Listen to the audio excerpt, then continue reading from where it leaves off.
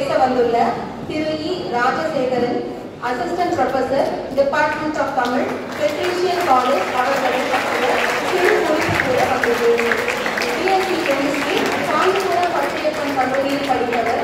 தமிழ் மீது கொண்ட பற்றின் காரணமாக எம்ஏ தமிழ் இலக்கியம் சென்னை பச்சையப்பன் கல்லூரியில் படித்தவர். எம்பில் சென்னை பல்கலைக்கழகத்தில் படித்தவர். குறும்படங்களில் அழகியல் என்ற தலைப்பில் ஆராய்ச்சி செய்து சென்னை பல்கலைக்கழகத்தில் டாக்டர் பட்டம் பெற்றவர். படிக்கின்ற காலகட்டத்தில் 500க்கும் மேற்பட்ட போட்டிகளில் பேசி எண்ணிலடங்கா வெற்றிகளை குவித்தவர். மேனாள் குடியரசுத் தலைவர் மறைந்த அப்துல் கலாம் அவர்களின் ராமேஸ்வரம் நினைவு மண்டபத்தில் அவரது வாழ்க்கை வரலாற்று ஓவியங்களுக்கு கீழே இவரது எழுத்துக்களை இடம்பெற்றுள்ளன. சென்னை சூரியன் எஃப்எம்மில் ஆர்ஜேவாக 7 ஆண்டுகள் பணியாற்றியுள்ளார். தமிழகம் முழுவதும் கலை இலக்கிய மேடைகளில் பேசி வருபவர்.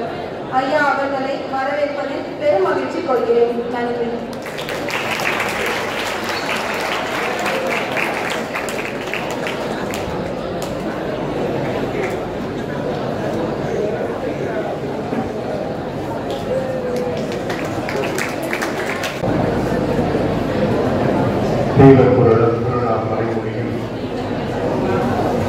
மூவர் தமிழும் முன்மொழியும் கோவை திருவாசகமும் திருமூலர் சொல்லும் ஒரு வாசகம் என்று உணர்வு. அனைவருக்கும் என்னுடைய முதற்கு வணக்கத்தை பதிவு செய்கிறேன். கல்லூரி முதல்வர், துணை முதல்வர், துறை தலைவர்கள், பேராசிரியர்கள், மாணவர்கள் உள்ளிட்ட அனைவருக்கும் என்னுடைய முதற்க வணக்கம்.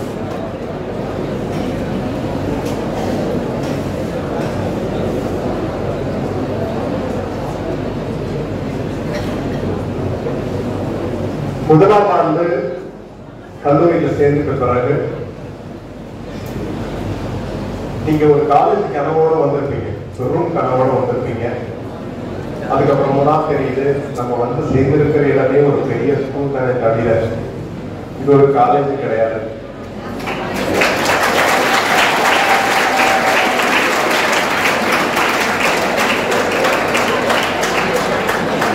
ஸ்கூலை விட ஸ்கூல்லேயே பரவாயில்லையே, எங்களுக்கு கொஞ்சம் கட்டுப்பாடு கம்மியா இருக்கு.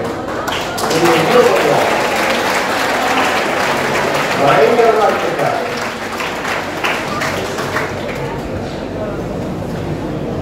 ஒரு பெரிய எதிர்பார்ப்போட நம்ம கல்லூரிகளுக்குள்ள அடியெடுத்து வைக்கும் போது வாழ்க்கையில நமக்கு நிறைய சொல்லிக் கொடுத்துக்கிட்டே இருக்கும், நிறைய விஷயங்கள் சொல்லிக் கொடுத்துக்கிட்டே இருக்கும். ரூபா நோட்ல ஒரு டைலாக் எழுதப்பட்டிருக்கும், I promise to pay the bearer of sum of 100 rupees, 100 rupees, 500 rupees, 500 rupees அப்படின்னு எழுதப்பட்டிருக்கும். என்னன்னா ரிசர்வ் பேங்கோட கவர்னர் அதை சிக்னஸ் பண்ணியிருப்பார், நீங்க பார்த்துருக்கீங்க. எல்லா ரூபா நோட்லையும் அதை எழுதப்பட்டிருக்கும். நம்ம ஒரு கடையில் ஒரு காசு எடுத்து போய் கொடுக்குறோம் அப்படின்னா ஒரு 10 ரூபாய்க்கு ஒரு பொருள் வாங்கணும் அப்படின்னா 100 ரூபாய் கொடுத்து மீதி 90 ரூபாய் கேட்போம், பேலன்ஸ் கொடுங்க அப்படின்ட்டு. தரலதான் தட்டி கேட்போம், இதெல்லாம் சண்டை போடுவோம், எல்லாம் கேஸ் கூட போடலாம், எல்லாம் ரூல் அப்படி இருக்கு. இந்தியன் கான்ஸ்டிடியூஷன் சொல்றது நான் ஒரு ரூபாவோட எடுத்து போய் கொடுத்தா அதுக்கு இணையான ஒரு பொருளை பெற்றுக்கொள்ள வேண்டும் அப்படின்னு கான்ஸ்டிடியூஷன் சொல்லுது. ஒருவேளை அதுக்கு இணையான ஒரு பொருள் எனக்கு வேண்டாம் அப்படின்னு நம்ம திரும்ப வந்துட்டோம்னா நஷ்டம் நமக்கு தானே ஒழிய கடைக்காரனுக்கு இல்லை, இல்லையா? சேம் மெத்தடாலஜி நீங்க கட்டி இருக்கிற ஒவ்வொரு பீஸ்க்கும் அந்த டைலாக் எழுதப்பட்டிருக்கு. ஒரு ரூபாயும் ரொம்ப முக்கியமான ரூபாய். இந்த கல்லூரிக்கு வந்து சேர்வதற்காக தன்னுடைய மகனை ஒரு படி மேலே உயர்த்தி இதுவரைக்கும் கல்லூரிங்கிற ஒரு பெரும் பிரம்மாண்டமான இடத்துல காலடிக்குள்ள வைக்க முடியாத ஒரு குடும்பத்திலிருந்து முதல் முறையாக அடியெடுத்து வைத்திருக்கிற நீங்கள் அந்த ஒரு ரூபாயோட வேல்யூவும் ரொம்ப ரொம்ப முக்கியமானது. அதை உணர்ந்து நீங்க ஒவ்வொரு நகமையும் நகர்த்த வேண்டியது. இதை விட ஜாலியான ஒரு அரசு கல்லூரியில உங்களை எடுத்து நீங்க தொடர்ச்சி விட்டுட்டு எப்படியாச்சும் போங்க, எப்படியாச்சும் படிங்க அப்படின்னு சொல்லிட்டு விடல. ஒரு பொறுப்பு மிக்க, கண்ணியமான, கவனிப்பு மிக்க ஒரு கல்லூரியில வந்து சேர்ந்திருக்கீங்க. குறிப்பா கர்மவீரர் காமராஜர் அவர்களுடைய நினைவுகளை போற்றுகிற, அவருடைய சிந்தனைகளை வளர்த்தெடுக்கிற மிக முக்கியமான ஒரு கல்லூரியை நீங்க வந்து சேர்ந்திருக்கீங்க. அதுக்காக நீங்க பெருமைப்படணும். ஏன் நான் கல்லூரி வாழ்க்கை குறித்து இப்படி பேசணும் அப்படின்னா, ஒரு தலைமுறை கல்லூரிக்குள்ள நீங்க வந்துட்டீங்கன்னா கடைசி வரைக்கும் உங்க தலைமுறை முழுக்க இனி ஒரு ஸ்கூலோட டிராப் அவுட் ஆக வாய்ப்பு கிடையாது உங்கள் பிள்ளைகள். ஆக நீங்க கல்லூரிக்குள்ள வந்துட்டீங்க அப்படிங்கிறது ஒரு பெரும் தலைமுறை மாற்றம். அந்த தலைமுறை மாற்றம் உங்கள் வாயிலாக நிகழ்ந்திருக்கிறது, நிகழப்போகிறது. ஆனா நம்ம ரொம்ப விளையாட்டா எடுத்துப்போம். நம்ம ஸ்கூல்ல எல்லாம் பாத்தீங்கன்னா ஒவ்வொரு நாளும் ரொம்ப ஜாலியா கடந்திருக்கும். மொத்தமா கிளாஸ் எல்லாம் முடிச்சுட்டு எக்ஸாமுக்கு முந்தைய நாள் மட்டும் படிக்கிற ஆட்டிடியூட் நமக்குள்ள இருக்கு. எக்கச்சக்கமான கனவுகளோட ஒவ்வொருத்தரும் ஸ்கூலுக்குள்ள போயிருக்கீங்க 11th 12th. அதுக்கப்புறம் அது மொத்தமா ஸ்பாயில் ஆயிருக்கும். இப்போ நிறைய கனவுகளோட காலேஜுக்குள்ள காலம் எடுத்து வச்சிருக்கீங்க. உங்க கனவுகள் எப்படி அடுத்தடுத்து நகர்வுகளுக்குள்ள எப்படி மாறப்போகுது அப்படிங்கிறத பொறுத்துதான் உங்களுடைய வாழ்க்கையினுடைய அடுத்த கட்ட நகரம் அமைய போகுது. அப்ப வாழ்க்கை நம்ம ஒரு வகையான ஒரு விஷயத்தை சொல்லி கொடுத்துக்கிட்டே இருக்கும். எக்கச்சக்கமான பிரச்சனைகள் இருந்துகிட்டே இருக்கும். குறிப்பா டிஜிட்டல் மீடியாக்குள்ள மூழ்கிட்டு இருக்கிற ஒரு காலகட்டம். நான் ஒரு 7 years ஸ்டூடியோல ஆரம்பிச்சதா இருந்தேன். ஒரு என்டர்டைன்மெண்ட், ஒரு மீடியாவுக்குள்ள இருப்பது அப்படிங்கிறது ஒரு பெரிய என்டர்டைன்மெண்ட். ஆனா ஒரு என்டர்டைன்மெண்ட் கொடுக்கக்கூடிய இடத்துல இருக்கிறவங்களுக்கு நிறைய சம்பளம். எங்களுக்கெல்லாம் பிரச்சனை இல்லை, போய் 1 hour எப்பவுமே பேசினா எனக்கு சம்பளம் வந்துடும். ஆனா 1 hour யூடியூப்ல பேசிட்டு தான் சம்பளம் வரும். ஏதோ ஒரு என்டர்டைன்மெண்ட் இருக்கிறவங்களுக்கு சம்பளம் வரும். ஆனா அந்த என்டர்டைன்மெண்ட் பொண்ணான நேரங்களை கொடுத்து உங்களுடைய நேரத்தை செலவழிக்கிற உங்களுக்கு அதன் வாயிலாக என்ன கிடைக்கும் அப்படிங்கிற ஒரு பெரிய கேள்வி கேட்டு பார்த்தா நம்மளுடைய வாழ்க்கையினுடைய மிக பொண்ணான நேரங்கள் காலியாகுது. அப்போ நேரங்களை நீங்கள் எப்படி நீங்க கவனிச்சு செலவு பண்ணணும்? ஒரு கல்லூரிக்குள்ளார வந்துட்ட பிறகு என்னுடைய வாழ்க்கை அனுபவங்கள்ல நான் இருந்து பார்க்கும்போது, ஒரு காலேஜ் அப்படிங்கிறது வெறுமனே காலேஜ் கிடையாது. நம் வாழ்க்கையினுடைய மாபெரும் திறவுகோள் இங்கிருந்தா கிடைக்கும். நீங்க ஒரு பெரிய ப்ரொஃபஸர் ஆகலாம், சயின்டிஸ்ட் ஆகலாம், இல்ல ஐஏஎஸ் ஆகலாம், ஐபிஎஸ் ஆகலாம், பிசினஸ் மேன் ஆகலாம், இல்ல ஆர்ட் ஃபார்ம்ல போய் டான்சர் ஆகலாம், பாடலாம், ஆடலாம், டைரக்டர் ஆகலாம், எனிதிங் நீங்க எது ஒன்றாலும் சூஸ் பண்ணிக்கலாம். ஆனா அது முழுக்க முழுக்க முழுமை அடைகிற மிக முக்கியமான ஒரு இடமாக இந்த கல்லூரி மட்டும்தான் உங்களுக்கு அமைகிறது. நான் எப்படி சொன்னேன், முதல் தொடங்கும் போதே சொன்னேன், ஒரு வகையான கட்டுப்பாடு இருந்துகிட்டே இருக்கு சார் அப்படின்னோட எல்லாரும் சட்டம் போட்டீங்க. அந்த சட்டம் எனக்கு ரொம்ப பிடிச்சிருந்தது. ஏன்னா அந்த கட்டுப்பாடு ரொம்ப தேவை. கட்டுப்பாடு இல்லாத ஒன்று சீரழிந்து எங்கெங்க கட்டுப்பாடு இல்லையோ அதெல்லாம் சீரழிந்து. தண்ணி வந்துட்டே இருக்கு, 2 பக்கம் கரை இருந்ததுன்னா அந்த தண்ணி கரெக்டான இடத்துல போய் பாயும். கட்டுப்பட்ட ஒரு சப்தம் இசையாக மாறும். கட்டுப்பாடு எல்லாம் ஒரு சப்தம். கட்டுப்பாடு அப்படிங்கிறது ரொம்ப ரொம்ப முக்கியமானது. வீட்டுல காலையில எந்திரிச்சு போ அப்படின்னு பேரண்ட் திட்டே இருப்பாங்க, அண்ணன் திட்டுவாங்க, அக்கா திட்டுவாங்க, இங்க வந்தா கிளாஸ் டீச்சர்ஸ், ஹெச்ஓடிஸ், பிரின்சிபல் அப்படின்னு எக்கச்சக்க டார்ச்சர் சார். நாங்க காலேஜ்ல ஒரே ஒரு மொத்த நோட்ஸ்ல எடுத்துக்கிட்டு விரல் அப்படியே சுத்திட்டு வந்தா காலேஜ் போயிட்டு வரலாம் நாங்க நினைச்சு வந்தோம். ஆனா இங்க வேற மாதிரி இருக்கு. கல்லூரி அப்படிங்கிற அந்த சொல்லுக்கு என்ன பொருள் அப்படின்னா, ஒரு கரடுமுரடா இருக்கிற ஒரு மலைப்பாதையில இருந்து ஒரு கல்லை கொண்டு வந்து ஒரு சிற்பி என்ன பண்ணுவான், சுத்தியை எடுத்து ஓங்கி ஓங்கி ஓங்கி அடிச்சுக்கிட்டே இருப்பான். அடிச்சு அடிச்சு அடிச்சு 1000 அடிகள் அடிப்பான். அடிக்க அடிக்க அடிக்க அந்த கல்லு என்ன ஆகும், கொஞ்சம் கொஞ்சமா தேவையில்லாத எல்லாம் வெளியேறிட்டு ஒரு அழகான சிலையா மாறும். கல்லை செதுக்கணும் அப்படின்னா அது ஒரு 1000 அடி விழுந்துருக்கும். ஒரு மூக்க செதுக்கணும் அப்படின்னா அது ஒரு 1000 அடி விழுந்துருக்கும். இப்படி பலாயிரக்கணக்கான அடிகள் வாங்கிய ஒரு கல்லுதான் ஒரு சிலையாக மாறுகிறது. அந்த சிலையைத்தான் அனைவரும் வணங்குகிறார்கள். இல்ல சார், ஒரு 4-5 அடிக்க அந்த கல் உடைஞ்சு போச்சு அப்படின்னா அந்த கல்லை என்ன பண்ணுவாங்க, ஈக்குவலா அப்படி கட்டி போட்டு அந்த படிக்கெல்லாம் மாட்டிடுவாங்க.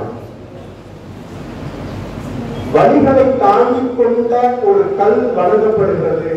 எந்த கல் வழிகளை தாண்டி கொள்ளவில்லையோ அந்த கல் அனைவரால் மிதிக்கப்படுகிறது. பேரண்டால டீச்சர்ஸால, ஹெச்ஓடிஸால, பிரின்சிபாலால உங்களுக்கு சின்ன சின்ன வழிகள் வரும். அந்த வழிகளை நீங்கள் தாங்கிக் கொண்டால் வணங்கக்கூடிய இடத்துக்கு நகர்வீர்கள். வணங்கக்கூடிய இடத்துக்கு நகர்வீர்கள். இல்ல அந்த வழிக்கு நம்ம எமோஷனல், பயங்கர எக்கச்சக்கமான எமோஷனல், ஏதாச்சும் கேள்வி கேட்டா உடனே திரும்ப நம்ம கேள்வி கேட்டு நமக்கு பெரிய ஈகோ நமக்குள்ள வந்து எட்டி பார்த்து ஏதாச்சும் ஒண்ணு பண்ணி, நான் எப்பேற்பட்ட ஆள் தெரியுமா, நான் யார் தெரியுமா, எங்க பரம்பரை என்ன தெரியுமா, எங்க தெருவுல நான் யார் தெரியுமா, எங்க சொந்தக்காரங்க மத்தியில நான் யார் தெரியுமா அப்படின்லாம் மனசுக்குள்ள ஒரு விஷயம் எட்டி பார்த்து ஒரு செகண்ட நம்ம கோபப்பட்டு அந்த வழிகளை தாங்கிக் கொள்ளாமல் நாம் உடைந்தோமையானால் நாம் படிக்கலாக மாறிவிடுவோம், அனைவராக விதிக்கப்பட இருக்கிறோம் அப்படின்னு அர்த்தம். யார் ஒருவர் வழிகளை தாங்கிக் கொள்கிறீர்களோ அவர்கள் மட்டும்தான் வணங்கக்கூடிய இடத்துக்கு நகரப் போகிறீர்கள். ஒரு ஐஏஎஸ் ஆபீசர் இருக்கிறாரு, ஐஏஎஸ் ஆபீசர் வந்து இறங்குறாரு, ஒரு பியூன் வந்து கார் திறந்து விடுறாரு அப்படின்னா ரெண்டு பேருக்கு என்ன வித்தியாசம்?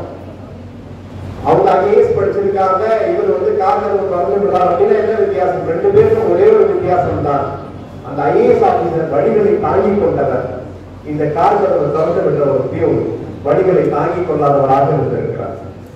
அப்ப வாழ்க்கையில வழிகளை தாங்கிக் கொள்பவர்கள் வணங்கக்கூடிய இடத்துக்கு நகர்கிறார்கள். இப்ப நீங்க எல்லாரும் வணங்கக்கூடிய இடத்துக்கு நகர வேண்டும் என்று சொன்னால் உங்கள் வாழ்வில் எக்கச்சக்கமான வழிகள் வந்துட்டே இருக்கும். பல பிரச்சனைகள் இருக்கலாம், குடும்ப பிரச்சனைகள் இருக்கலாம், வீட்டுல சிச்சுவேஷன் சரியில்லாம இருக்கலாம், நீங்களே வேலைக்கு போய் படிக்கக்கூடிய சூழல் வரலாம், உடல்நல குறைவுகள் இருக்கலாம், ஏதேதோ பிரச்சனைகள் நமக்கு தடைகளா வந்துகிட்டே இருக்கும். ஆனா அந்த வழிகளை முழுமையாக தாங்கிக் கொள்ளக்கூடிய ஒரு மனப்பக்குவம் யாருக்கு இருக்கிறதோ அவர்கள் மட்டும்தான் வாழ்க்கையில் இன்னும் உயர்ந்த இடத்தை அடைய போகிறீர்கள். ஒரு கடத்துக்குள்ள ஒரு கழுதை விழுந்து போச்சு, நல்லா உழைக்கிற கழுதை கடத்துக்குள்ள விழுந்து போச்சு. அந்த கழுதை எடுக்கணும் அப்படின்ட்டு அந்த கழுதை வளர்க்கக்கூடியவன் ட்ரை பண்ணாலும் முடியல. உடனே ஊர் மக்கள் எல்லாம் கூப்பிட்டு என்னுடைய கழுதை ஒரு கீழே கடத்துல விழுந்து போச்சு, என்ன பண்றது தெரியல, ஆனா இந்த கடத்தை நான் மூடி போய் பாக்குறேன், ஏற்கனவே 2-3 முறை ஒரு விலங்கு விழுந்து போச்சு, செத்து போச்சு, இப்ப என்ன பண்றதுன்னு தெரியல, சரி ஏதாச்சும் மண்ணை போட்டு மூடி விட்டுருவோம், ஏன்னா அந்த கழுதை கட்டிக்கிட்டே இருக்கு அப்படின்னு ஊர்ல இருக்கிறவங்க 3 பேர் என்ன பண்ணா அவரோட மண்வெட்டி மண்ணை எல்லாம் கொட்டிக்கிட்டே இருந்தான். அந்த கழுதை கொட்டிக்கிட்டே இருக்கிறாங்க, போன வரலாம் ஒரு மண்ணை எடுத்து போட்டுட்டு போயிட்டே இருக்கான். மண்ணு நடக்குது. ஒரு குறிப்பிட்ட காலம் வந்த பிறகு கழுதை அதுல இருந்து மேல வந்து இவ்வளவுதான் அந்த கழுதை என்ன பண்ணிருக்கு அப்படின்னா அதன் மீது வீசப்படுகிற மண்ணு தலையில விழுந்த உடனே அந்த மண்ணை உடறி விட்டுட்டு அந்த மண்ணை தனக்கு கீழே தள்ளி அந்த மேல ஏறி நின்று இப்படி அதன் மீது வீசப்படுகிற ஒவ்வொரு துளி மண்ணையும் உதறிவிட்டு அதன் மீது ஏறி நின்று இப்பொழுது கம்பீரமாக உயிரோடு படைத்து வெளியே வந்து அந்த கழுதை சொன்னது, நம் மீது 1000 கூச்சல்கள் இருக்கலாம், நம் மீது 1000 துன்பங்கள் வீசப்படலாம், ஒரு சொல்லு நம்மளை காயப்படுத்தலாம். இங்க எக்கச்சக்கமான ஆட்டிடியூட் இருக்கும் ஸ்டூடெண்ட்ஸ் கிட்ட, என்ன அப்படி சொல்லிட்டா சார், என்ன இப்படி சொல்லிட்டா சார், ஒரு சின்ன காயப்படுத்தலாம், ஒரு வார்த்தையில மனசு காயப்படுத்துவாங்க, அந்த காயத்துல மனசு வளர்ந்து போயிடும். இந்த கோபத்தால ஒரு சண்டை போட்டுக்கலாம், லைஃபே போயிடும். எக்கச்சக்கமான ஒரு வினாடி நம்முடைய மனசு அலைபார்த்தி சீரழிஞ்சி சொல்லினால் கோபப்பட்டால் வாழ்க்கை அதோடு அழிந்ததுதான். அப்ப நம் மீது வீசப்படுகிற கற்களை போல, மண்ணை போல, வார்த்தைகளை போல, துன்பங்களை போல எல்லாவற்றையும் ஒரு கழுதையை போல நம்ம எந்திரிச்சு நிற்கும் பொழுது மட்டும்தான் இந்த உலகத்தில் கம்பீரமாக நடைபெற முடியும். ஒவ்வொரு நாளும் பக்கத்துல சில பேர் எங்கிட்ட இந்த ட்ரெஸ் தான் இருக்கு, ஒருத்தர் பணக்கார பையனா வருவான், ஒருத்தர் பெரிய காஸ்ட்லியான மொபைல் யூஸ் பண்ணலாம், காஸ்ட்லியான ஷூவை யூஸ் பண்ணலாம், காஸ்ட்லியான ட்ரெஸ் யூஸ் பண்ணலாம், அதை பத்தி எல்லாம் கவலையே படாது. என்கிட்ட என்ன இருக்கோ அதெல்லாம் நான் போட்டு வருவேன். ரேஸ் இப்பதான் தொடங்கி இருக்கு லைஃப்ல. காலேஜுக்கு நம்ம எப்படி வரோம் அப்படிங்கிறதுலாம் மேட்சே கிடையாது. முடிச்சுட்டு போகும்போது எவ்வளவு கம்பீரமா, எவ்வளவு பர்சன்டேஜோட, எவ்வளவு அனைவரும் போற்றத்தங்க புகழக்கூடிய இடத்துக்கு நகர்ந்து நாம் வெளியேறுகிறோம். அதுல மட்டும்தான் நம்மளுடைய வெற்றி இருக்கு தவிர காலேஜுக்கு வந்து போறதுல, அழகழகா ட்ரெஸ் பண்ணிட்டு போறதுல, இங்க இமேஜ் கொஞ்சம் கிராண்டா நான் பெரியாத அப்படின்னு காட்டிக்கிறதுல எதுவுமே கிடையாது. அது எதை பத்தியும் கவலைப்படாதீங்க. அன்றன்றை வேலையை அன்றன்றே செய்யக்கூடிய பழக்கம் தான் ஒரு கல்விக்குரிய தொடக்கம். என்ன கேட்டா நான் அப்படிதான் சொல்றேன். சார் நம்ம சாப்பிட்ட பிறகு ஒரு தட்டை ஒரு மாசம் கழிச்சு அப்படியே காய விட்டுட்டோம். அந்த தட்டை கழுவு சொல்றாங்க. ஒரு மாசம் அந்த தட்டு காஞ்சி கிடக்கு. அந்த தட்டை கழுவு நம்ம என்ன பண்ணணும்? போன வாரம் கழுவு முடியும். அந்த தட்டை என்ன பண்ணணும்? முதல்ல ஊற போடணும். எவ்வளவு நேரம் ஊறும்? ஒரு மாசம் காஞ்சி இருக்கிற தட்டை எவ்வளவு நேரம் ஊறும்? கிட்டத்தட்ட ஒரு நாள் முழுக்க ஊறினாதான் அந்த ஒரு தட்டை கழுவ முடியும். ஏன்னா ஒரு மாசமா காஞ்சி இருக்கு. சரி, ஒரு வாரமா காஞ்ச தட்டு, நம்ம சாப்பிட்ட தட்டு தான் ஒரு வாரமா காஞ்சி கிடக்கு. அதை கழுவணும். கிட்டத்தட்ட ஒரு அரை நாளாவது அது ஊறினாதான் தண்ணியில அந்த தட்டை கழுவ முடியும். காலையில சாப்பிட்ட தட்டு நைட்டு கழுவணும். ஒரு 10 நிமிஷம், ஒரு 15 நிமிஷம் ஊறினாதான் அந்த தட்டை கழுவ முடியும். சாப்பிட்ட உடனே அந்த தட்டை கழுவணும் அப்படின்னா ஒரு நிமிஷத்துல இல்ல 2 நிமிஷத்துல கழுவ முடியும். இது அப்படியே கம்பேர் பண்ணிக்கோங்க. அங்கிருந்து நடத்தக்கூடிய பாடங்களை நீங்கள் ஒரு மாதம் கழித்தால் அந்த ஒரே ஒரு கேள்வியை நீங்க ஒரு மாசமா ஊற போடணும். ஒரே ஒரு கேள்விக்கு ஒரு நாள் முழுக்க நீங்க செலவு பண்ணணும். ஒரு வாரம் கழிச்சு படிச்சுனா ஒரே ஒரு பிரச்சனை அரை நாள் முழுக்க நீங்க படிக்கணும். அன்று நடத்திய பாடங்களை நீங்கள் அன்றே படித்தால் 2 நிமிடத்தில் முடிக்க முடியும்.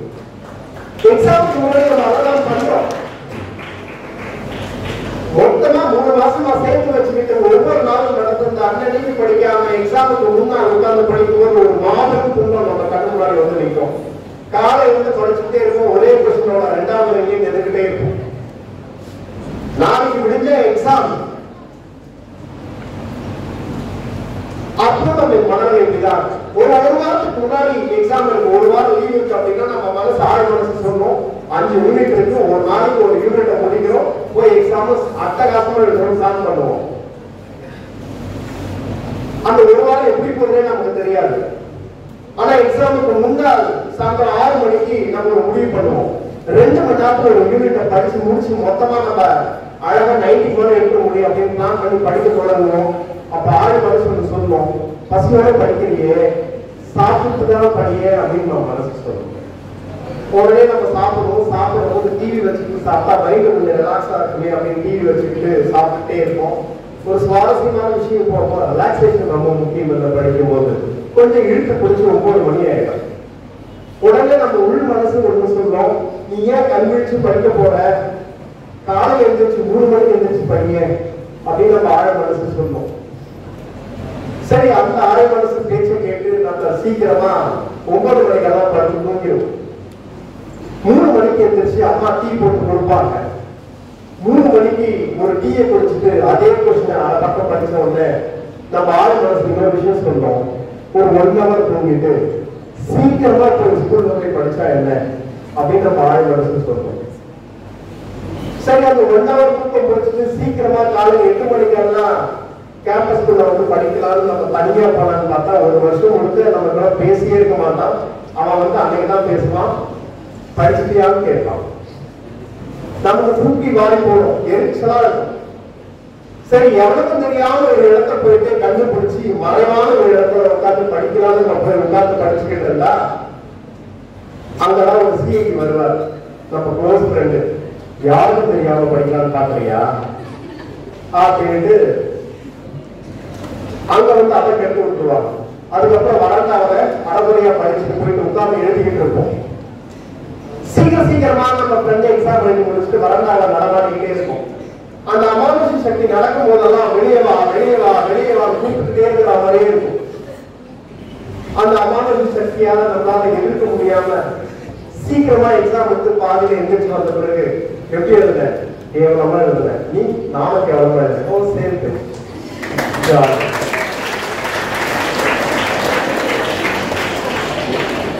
தட்டை சீக்கிரமா கழுவுனா ஒவ்வொரு எக்ஸாமும் இப்படிதான் மாறும். ஆனா அதுக்கு பின்னாடி எக்கச்சக்கமான ஒளிப்படுத்து, எக்கச்சக்கமான கனவுகள் இருக்கு. ஒரு பெற்றோருடைய கனவை சேர்த்து விட்டுக்கு பிறகு அப்படியே முடிஞ்சது அப்படின்னா கிடையாது. ஒவ்வொரு நாளும் நீங்க எப்படி நடந்துக்கிறீங்க, ஒவ்வொரு நாளும் உங்களுக்குள்ள இருக்கிற ஆற்றல் எப்படி வீணடிக்கப்படுது, ஒவ்வொரு நாளும் உங்களுடைய வாழ்க்கை நீங்க எப்படி கட்டமைக்க போறீங்க அப்படிங்கிறது ரொம்ப ரொம்ப முக்கியமானது. ஆகவேதான் நண்பர்களை நம்ம ரொம்ப ரொம்ப கவனமா தேர்ந்தெடுக்கணும். ஒரு பழமொழி உண்டு, உன் நண்பனை பற்றி சொல், நான் உன்னை பற்றி சொல்லுகிறேன். நண்பர்களே இல்லாம இருக்கிறது கூட பெட்டர். ஆனா நல்ல நண்பர்கள் மட்டும் இல்லைன்னா அந்த நட்பு நம்மள நாசமா அழிச்சிடும். ஒரு தீய நட்பு ரொம்ப மோசமானது. இந்த உலகத்துல நட்பை விட ஆக சிறந்த மிகச்சிறந்த ஒன்று கிடையாது. ஒரு தீய நட்பை விட ஆக சிறந்த ஆயுதம் எதுவுமே கிடையாது. நான் 10 மாசம் படிக்கிறேன் அப்படின்னு சொன்ன எல்லாரும் கை தட்டுங்க. அங்க எப்படி எல்லாம் படிச்சிருப்பாங்க, எப்படி எல்லாம் ஸ்டூடெண்ட்ஸ் இருப்பாங்க அப்படின்னு உங்களுக்கு தெரியும். நான் எம்ஏ எல்லாம் படிச்சேன், எம்ஃபில் மெட்ராஸ் யூனிவர்சிட்டியில படிச்சேன், பிரசிடென்சில பிஹெச்டி முடிச்சேன். சென்னையில எனக்கு சொந்த ஒரு காஞ்சிபுரம். சென்னையில வந்து தங்கிட்டு இருக்கோம். எங்களை கேட்கறதுக்கு ஆள் கிடையாது. நாங்க என்ன பண்ணாலும் கேட்கறதுக்கு ஆள் கிடையாது. எப்படி வேணாலும் இருந்திருக்கலாம், எப்படி வேணாலும் இருக்கலாம். ஆனா நான் எங்கே வந்து நான் பிஎஸ்சி கெமிஸ்ட்ரி முடிச்சுட்டு மீடியாவுக்காகவே இங்க வந்து எம்ஏ தமிழ் எடுத்தேன். அதுக்கப்புறம் சூரியன் எஃப்எம்க்கு அப்ளை பண்ணேன். எனக்கு ரொம்ப ஆசை ரேடியோலாம் பேசணும் அப்படின்ட்டு. என்னுடைய டார்கெட்டே அதுதான், ரேடியோல பேசணும் அப்படிங்கிறது தான். நான் மெட்ராஸே வந்தேன். இப்படி ஒரு கனவோட எவனாச்சும் மெட்ராஸ் வருவானான்னு தெரியாது. ஆனா நான் வந்தேன். ஒரு 4 கூட அப்ளிகேஷன் போய் கொடுத்தேன், யாருமே கண்டுக்கல. அதுக்கப்புறம் எனக்கு கிடைச்ச வாய்ப்பு ஒரு ஆல் இந்தியா ரேடியோட கொஞ்ச நாள் ஒர்க் பண்ணேன். அதுக்கப்புறம் ஆகாயம் ஒரு எஃப்எம் அதில் ஒர்க் பண்ணிட்டு இருந்தேன். அப்போ கூட நான் சூரிய எஃப்எம் ட்ரை பண்ணிட்டே இருந்தேன். அதுக்கப்புறம் சூரியன் எஃப்எம் கிடைச்சது. சூரியன் எஃப்எம்ல 7 இயர்ஸ் ஆர்ஜியா இருந்தேன். நான் படிக்கிற காலகட்டங்களில் என் பெற்றோரிடமிருந்து ₹1 கூட படிப்பதற்காக வாங்கியதே இல்லை. ₹1 கூட நான் வாங்குறது கிடையாது. ஏன் அப்படின்னா நம்மால உழைச்சி நம்ம ஸ்கூல் படிக்கல, நம்ம 1ஆம் கிளாஸ் 2ஆம் கிளாஸ் படிக்கல. தயவு கொடுத்து சொல்றேன், உங்கள் செலவுகளை உங்கள் ஃபீஸை நீங்களே கட்டக்கூடிய அளவுக்கு உங்கள் திறமைகளை வளர்த்துக் கொள்ளுங்கள். ஏதோ ஒன்று இருக்கும் நம்ம கிட்ட, ஏதோ ஒன்று நம்மளால பண்ண முடியும். அது என்னன்னு தெரியாது. ஆனால் உங்களுக்கும் ஏதோ ஒன்று புதைந்து இருக்கும். அதை கண்டுபிடிச்சு அதை எப்படி காசு ஆக்கிறது. தயவு பண்ணி நான் வந்து ரொம்ப ஏழையா இருக்கேன் சார், எல்லாம் நோட்ஸ் வாங்க முடியாது சார், எல்லாம் ட்ரெஸ் வாங்க முடியாது சார், வந்து பார்க்க முடியாது சார், ஃபீஸ் கட்ட முடியாது சார், நீங்க எல்லாம் அந்த கதையே சொல்லாது. முழுக்க உங்கள் வாழ்க்கை உங்கள் பயணம். உங்களை வளர்த்துறது மட்டும்தான் பெற்றோருடைய கடமை. இதுக்கப்புறம் நீங்க எப்படி உங்களை கட்டமைச்சுக்கிறீங்க அப்படிங்கிறது ரொம்ப முக்கியமானது. நிறைய குறைகள் இருக்கலாம். ஆனா அதெல்லாம் குறைகளா அப்படின்னா கிடையாது. உங்களுக்குள்ள இருக்கிற ஆற்றல் மிக முழுமையாக உண்மையாக இருந்தால் உங்களால் ஜெயிக்க முடியும். வள்ளுவர் அதான் சொல்ற, வெள்ள தலையது மலர்ந்த மாந்தத்தம் உள்ள தலையது உயர்வு. நம்ம மனசுக்குள்ள எவ்வளவு உயர்வா நம்ம நினைக்கிறோமோ அதை சார்ந்துதான் நம்முடைய வாழ்க்கை அமையும். சார் நான் மிகச்சிறந்த ஒரு பெரிய ஒரு 5000 கோடி சம்பாதிக்கக்கூடிய அளவுக்கு நான் கோடீஸ்வரன் மாற போறேன் அப்படின்னா நீ கோடீஸ்வரன் மாறிடுவதால் வந்துடுவேன். நான் ஒரு ஐஏஎஸ் ஆபீசர் ஆக போறேன் அப்படின்னா நீ ஒரு ஐஏஎஸ் ஆபீசரா மாறிடுவேன் அப்படிங்கிறார் வந்துடுவேன். நான் ஒரு பெரிய பிசினஸ் மேனா மாறுவேன் அப்படின்னா ஒரு பிசினஸ் மேனா மாறிடுவேன் அப்படிங்கிறாரு வந்துடுவேன். சார் நாசமா போறேன் அப்படின்னா நீ நாசமா போயிடுவேன் அப்படிங்கிறாரு வந்துடுவேன். வெள்ளத்தலையில் மலர் நீட்டம், அதுக்கு எது உதாரணம் சொல்றாரு அப்படின்னா ஒவ்வொரு பூக்களோட ஒரு ஹைட் இருக்கு. மல்லிகை பூல இவ்வளவு ஹைட், ரோஜா பூல இவ்வளவு ஹைட், சாமந்தி பூல இவ்வளவு ஹைட். ஆனா தாமரை பூக்கு மட்டும் உயரம் கிடையாது. தண்ணீரின் உயரம் தாமரையின் உயரம் 10 அடி தண்ணீர் இருந்தா 10 அடி அந்த தாமரை வளர்ந்து 11ஆவது அடியில போய் அதை பூத்திருக்கும். 50 அடி தண்ணீர் இருந்தா 50 அடி அந்த தாமரை வளர்ந்துருக்கும். 100 அடி தண்ணீர் இருந்தால் 100 அடி அந்த தாமரை வளர்ந்து அதற்கு மேல் பூத்திருக்கும். அதை வள்ளுவர் சொல்லுகிறார், உள்ளத்தடையது உயர்வு. உங்கள் உள்ளம் எவ்வளவு உயர்வாக இருக்கிறதோ அதன்படிதான் உங்கள் வாழ்க்கை உயர்வாக அமையும். அப்போ நம்ம என்ன நினைக்கிறோமோ அது நடக்கும் அப்படிங்கிறாரு. அப்ப நீங்க நினைக்காதது உங்களுடைய பிரச்சனை. நீங்க என்னவா ஆக போறீங்க அப்படிங்கிறத மிக தெளிவான இலக்கோட பயணிங்க. இப்பவே நீங்க தயாராகுங்க. நீங்க என்னவா ஆக போறீங்க, என்ன வேணாலும் ஆகுங்க. ஆனா என்னவா ஆக போறீங்க அப்படிங்கிறது தெளிவா இருக்கு. இந்த பிரபஞ்சம் வந்தா நமக்கு தந்துகிட்டே இருக்கு, மாத்திட்டே இருக்கக்கூடாது பிளான. நான் என்ன ஆக போறேன், நான் ஐஏஎஸ் ஆபீசர் ஆக போறேன். அட்லீஸ்ட் நான் யூஜில ஒரு 90% வெளியே போக போறேன்.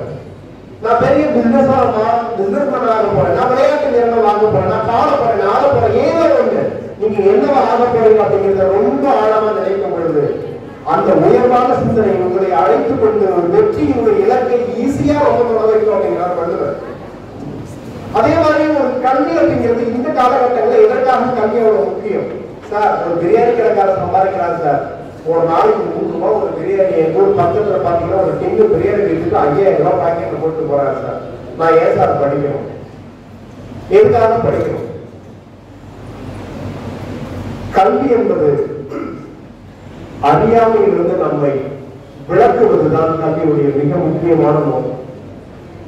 நம்ம ஒரு இருக்க நம்ம போயிட்டே இருக்கோம் அப்படின்னா திடீர்னு ஏதோ ஒரு நெருப்பு வெளியே வச்சுக்கோம், ஒரு பிசாசு நெருப்பு பிசாசு வருது அப்படின்னு நம்ம பயப்படுறோம். பார்த்துருக்கீங்களா? நம்ம கேள்விப்பட்டிருக்கீங்களா? கொல்லிவாய் பிசாசு சார், அவங்க நெருப்பு மாதிரி இருந்தது, அப்புறம் அணுகி போச்சு. பயமா இருக்கும், இருட்ட போறதுக்கு பயமா இருக்கும். ஏன் நமக்கு பயம் வருது அப்படின்னா அறியாமை இருக்கிற இடத்துல எல்லாம் பயம் வரும். யாரெல்லாம் எதன் மீது அறியாமை இருக்கிறதோ அவர்களுக்கு அதனால் பயம் வரும்.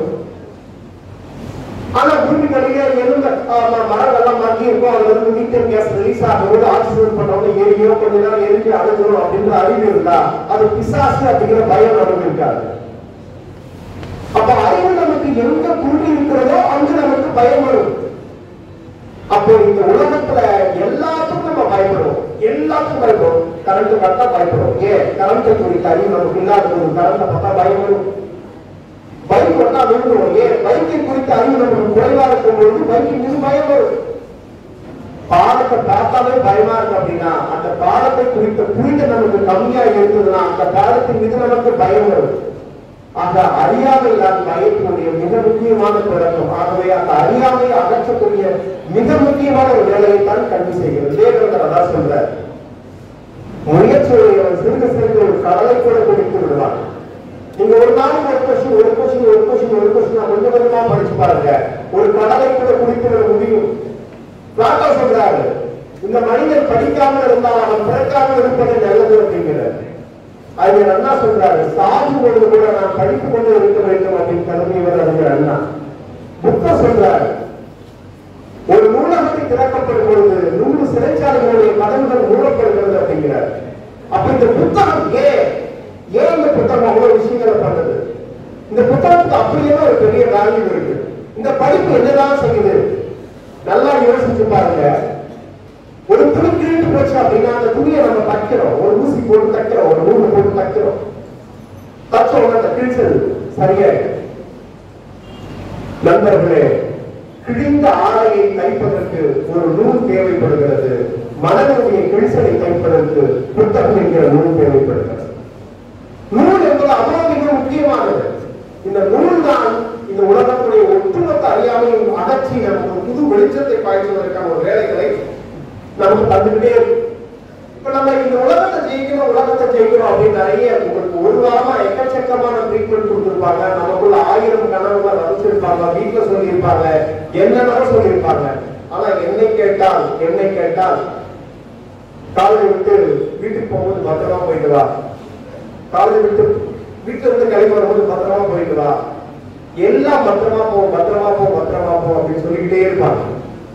அது பெண்களா இருக்கட்டும், ஆண்களா இருக்கட்டும்.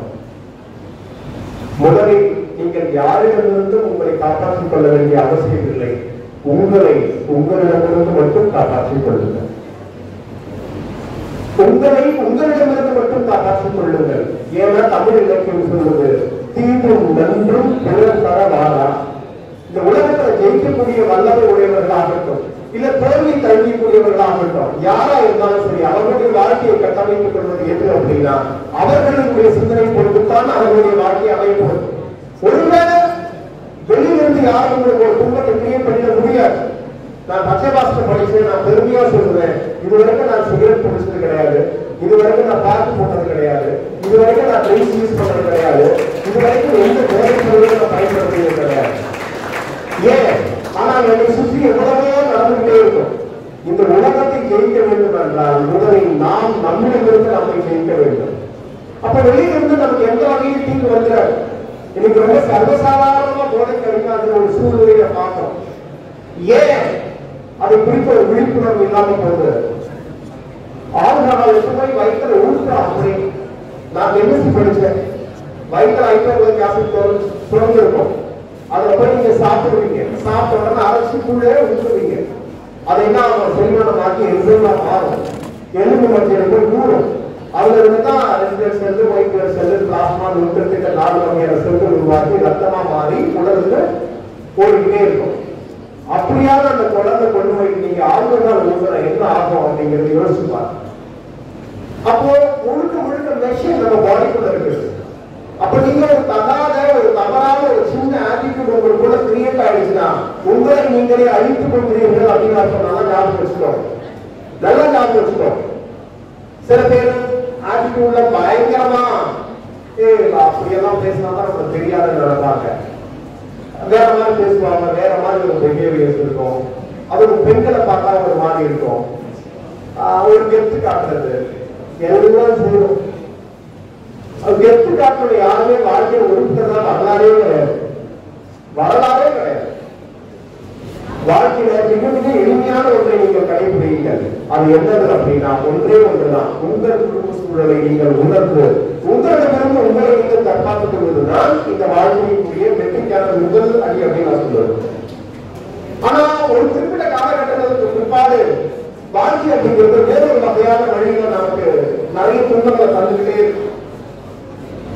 ஒரு ஐஏஎஸ் ஆபீசர் சொன்னார், ஒரு ஐஏஎஸ் ஆபீசர் ஆனந்த ஜெயிச்சிட்ட பிறகு ஒரு இன்டர்வியூ சொன்னாரு, ஒரு 4 நாள் வரைக்கும் இன்னைக்கு வரைக்கும் என்னால மறக்கவே முடியல.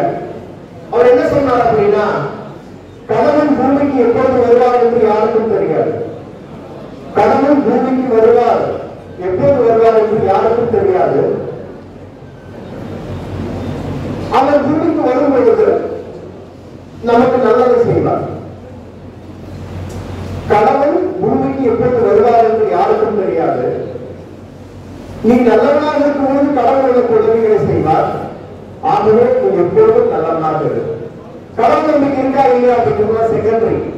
ஆனா ஒரே விஷயம் மட்டும் சொல்றேன், நமக்கு வாய்ப்புகள் எந்த நொடியில வேணாலும் கிடைக்கலாம். ஆகவே அந்த நொடியில் அந்த வாய்ப்பு கிடைக்கும் போது அதற்கான தகுதி நம்மிடம் இருக்கிறதா அப்படின்னு யோசிச்சு பாருங்க.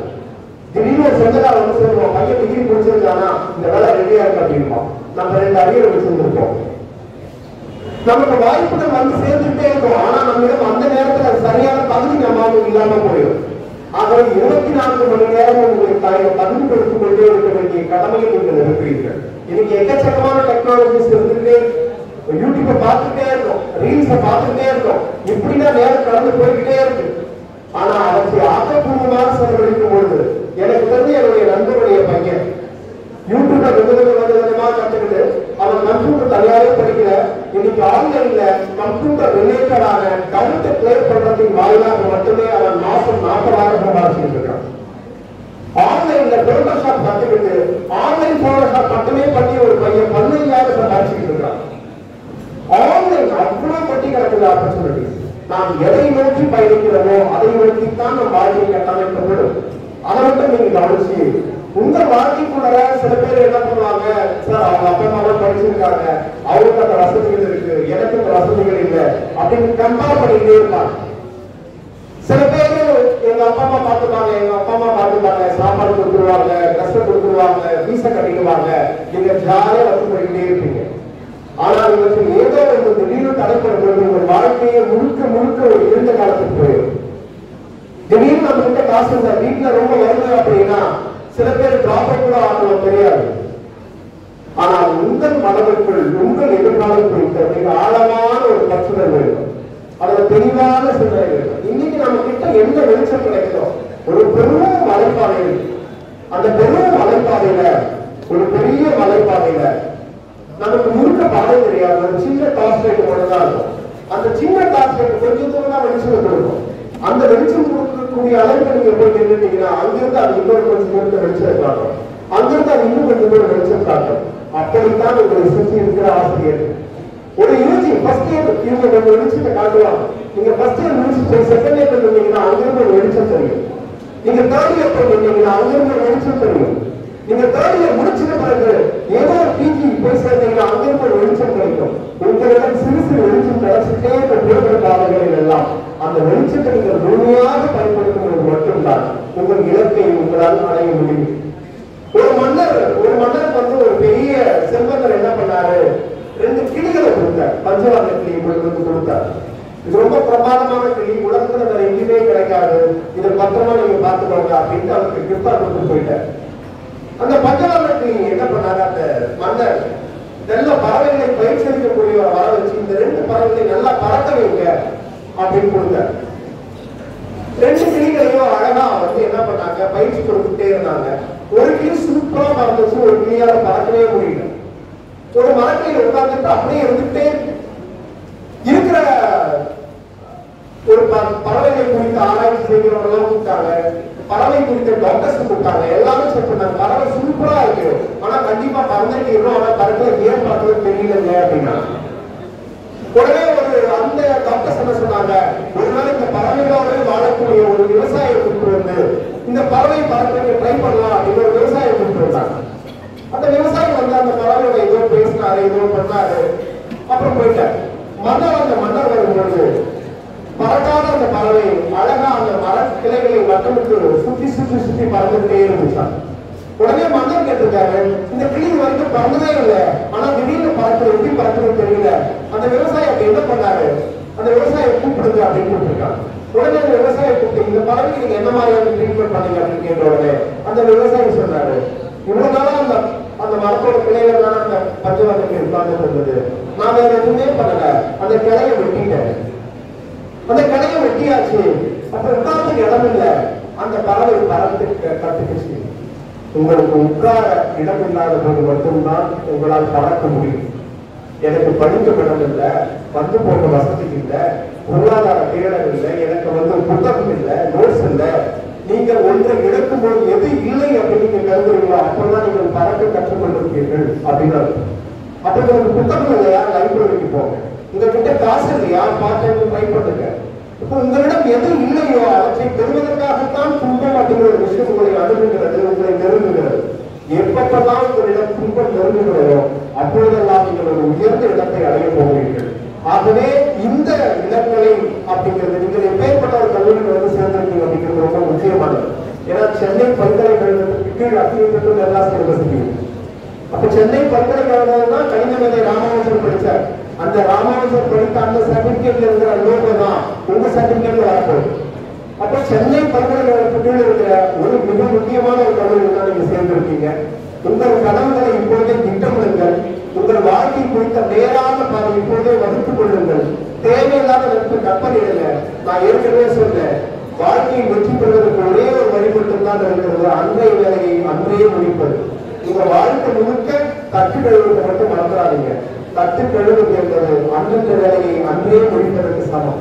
யார் ஒருவர் அன்னைக்கு நடத்த பாடங்களை அன்னைக்கே முடிக்கிறீங்களோ அவர்கள் மட்டும்தான் இந்த உலகத்தில் உயர்ந்த இடத்தில் நகர்வதற்கான தகுதியும் உடையவர்களாக இருக்கிறீர்கள்.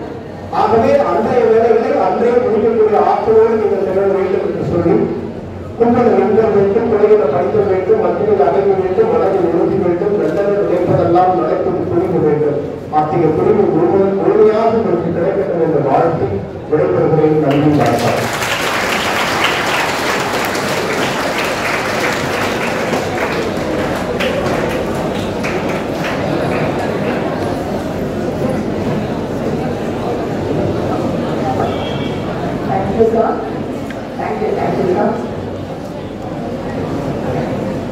I deem it a great honor to propose vote of thanks for the orientation program. I first thank our management for giving us this opportunity. I thank our principal ma'am, vice principals, heads of departments here, faculty members, and my thanks goes to Dr. A. Devi ma'am, Assistant Professor, Department of Commerce, on giving you an awareness on the Citizen Consumer Club.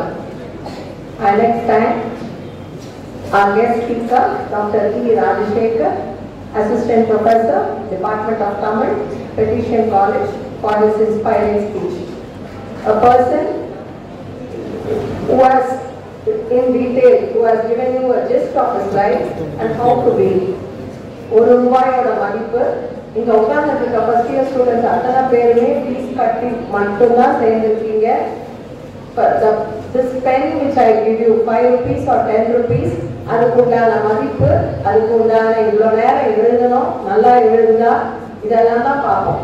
So நீங்க கட்டியிருக்க ஃபீஸுக்கு உண்டான மதிப்பு, அதுக்கு உண்டானது இருக்கா, the quality of it, அதை பார்த்துக்கோங்க.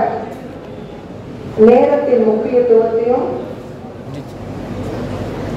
ஒரு கல்லை பத்தி பேசியிருந்தாங்க. படிக்கல்லா மாறுறதா இல்ல போற்றுதற்குரிய கல்லாக மாறுதான்னு. படிக்கல்லா போற்றுதற்குரிய கல்லாக அப்படின்றது நீங்க தான் முடிவு பண்ணிக்க வேண்டியது. We are here to chisel your life. செதுக்கி உங்களை ஆளாக்கி தேர்ட் இயர்ல பிளேஸ்மெண்டோட டிகிரியோட அதுக்குன்னு உண்டான ஸ்கில்ஸ் எல்லாத்தையும் வளர்த்து கொடுத்து நாங்க அனுப்பி வைப்போம். Next, we spoke about friends. Tell me who your friend is and I will tell you who you are. There is a proverb saying that உங்க ஃப்ரெண்டு யாருன்னு சொல்லுங்க, நான் நீங்க யாருன்னு நான் சொல்றேன் அப்படிங்கிற மாதிரி. ஸோ ஃப்ரெண்டை சூஸ் பண்றதுல பெஸ்டா இருங்க. காஞ்சிபுரத்துல இருந்து இங்க வந்திருக்காரு. செல்ஃப் டிசிப்ளின் அப்படி ஒரு ஒழுக்கத்தோட இருந்ததுனால மட்டும்தான் அவரால் இங்க வந்து இந்த மாதிரி போட்டுதற்குரிய இடத்துல உட்கார முடியும். Simple word you can tell him. A person who was invested in media, who worked in AHA FM and Surya FM also. Never got money from his parents. If I think the students who are here, college life la ஒரு பைசா ஒரு fees கட்டுறது கூட தன் parents கிட்ட எதிர்பார்க்காம தன்னோட ஃபீஸாவே தன் சம்பாதியத்துல கட்டிக்கிட்டார். Next,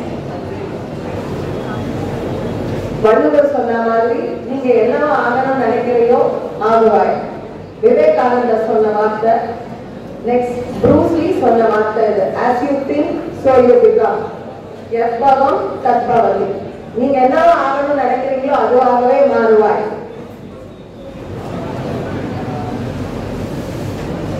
To complete it, last words were like தெளிவான சிந்தனையோட இருங்க. All the best for your life. Thank you.